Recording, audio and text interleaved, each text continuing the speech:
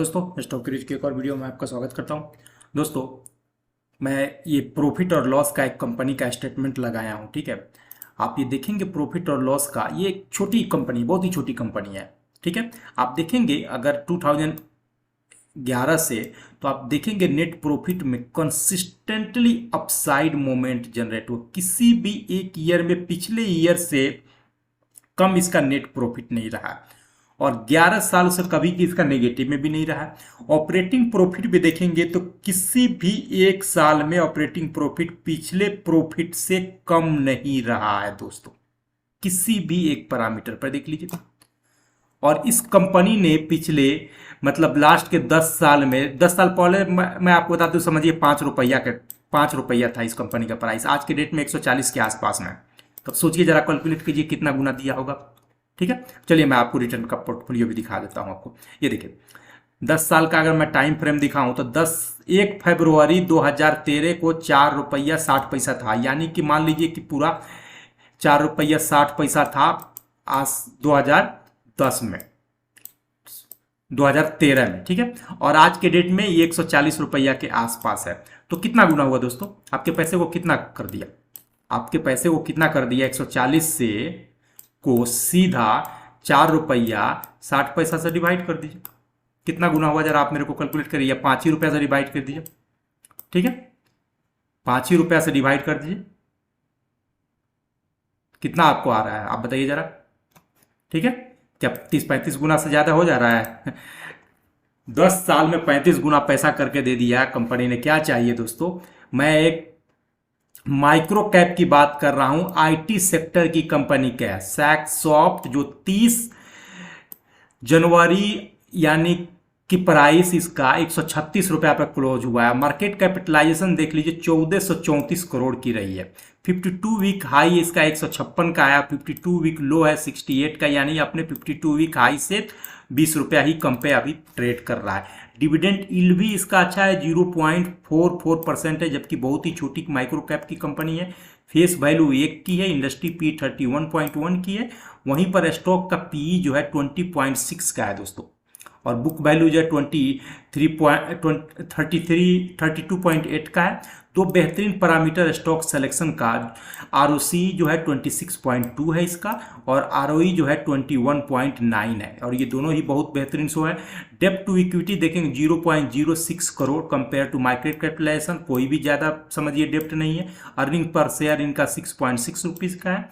5 years का profit grow जो है 29.9% का है, और सेल्स ग्रो है 31.1 का। प्रमोटर होल्डिंग भी 68.1 है, कि जो ये दिखाता है कि बहुत अच्छी कंपनी है, फंडामेंटली बहुत स्ट्रॉन्ग है।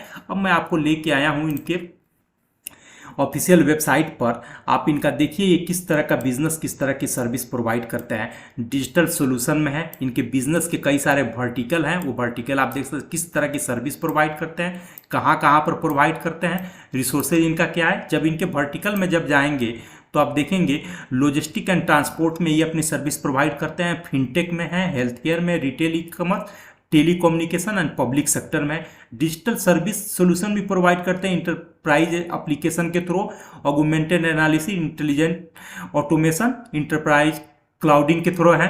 ठीक है, आप यहाँ इनके जब वेबसाइट पर जाएंगे तो एक एक चीज को आप खुद से स्टडी कर सकते हैं। देखिए, इन्वेस्टिंग करने का एक सिंपल ये नहीं है कि सिर्फ जाकर स्टॉक खरीद लिए, किस कंपनी में आप पैसा लगा रहे हैं उसका भी जाकर देखना, ये एक अच्छी क्वालिटी मानी जाती है दोस्तों। तो अच्छी क्वालिटी वाले इन्वेस्टर बनिए।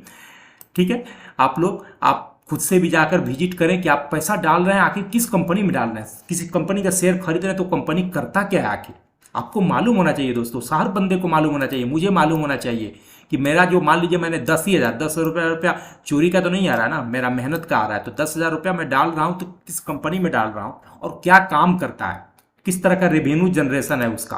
ठीक है दोस्तों, तब जाकर एक अच्छा आदमी अच्छा इन्वेस्टर बनता है। अब देखिए, मैं आपको इसके प्राइस के चार्ट पे लेके आया हूं, और ये डे टाइम फ्रेम मैंने लगा के रखा है। प्राइस के मूवमेंट को ट्रैक करने के लिए लॉन्ग डिस्टेंस का मैंने एक्सपोनेंशियल मूविंग एवरेज लगा रखा है, जो ग्रीन कलर है 200 डेज का है, जो येलो कलर है 150 डेज का है, जो रेड कलर का है लाइन 100 डेज का है। ये तीनों जो है लंबे दूरी की मूविंग एवरेजेज मानी जाती है।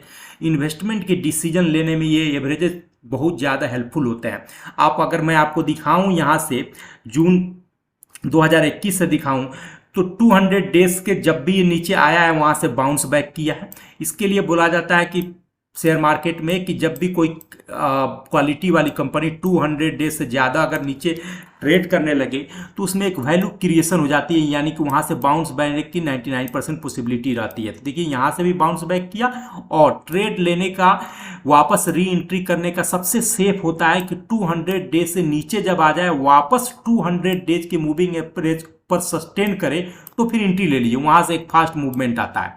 तो आप देखिए प्राइस में जैसे यहाँ से लॉन्ग कैंडल बनाकर निकला, एक फास्ट मूवमेंट जनरेट करते हुए गया, ऑल टाइम हाई बनाया 135 का और फिर वहाँ से डाउनफॉल आया, प्रॉफिट बुकिंग आया और ये देखिए एग्जैक्टली 200 डेज पर ही अपने आप को सपोर्ट लेके वापस प्राइस बाउंस बैक कर गया।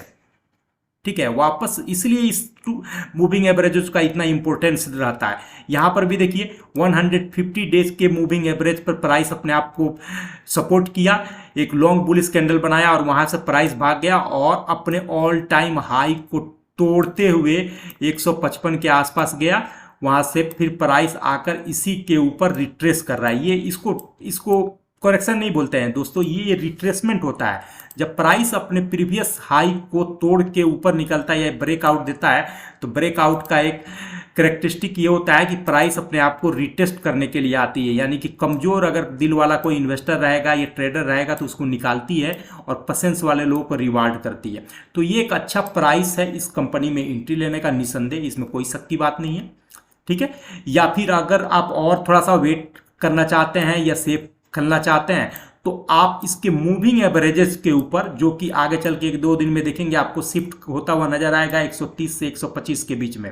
ठीक है, इस प्राइस जोन पे आप अपना जीटीटी लगा के रखें, इन्वेस्ट कर सकते हैं, शॉर्ट टर्म के लिए भी इसमें प्ले कर सकते हैं। लेकिन माइंड में लेके चलिएगा कि जब भी आप इन्वेस्टमेंट कीजिए 10 साल का टाइम होराइजन लेके चलिए। भले ही आपका इन्वेस्टमेंट अमाउंट छोटा होना, भले आपका इन्वेस्टमेंट अमाउंट 5000 ही क्यों ना हो, आप टाइम फ्रेम थोड़ा सा बढ़ा सकते हैं।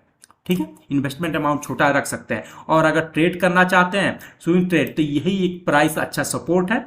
इस प्राइस पर आप एंट्री ले सकते हैं और आने वाले दिनों में इसकी तेजी को आप बुना सकते हैं, तेजी में अपॉर्चुनिटी सर्च कर सकते हैं। दोस्तों ये वीडियो पसंद आए तो प्लीज़ मेरे चैनल को लाइक कीजिए, सब्सक्राइब कीजिए, अपने दोस्तों के साथ शेयर कीजिए।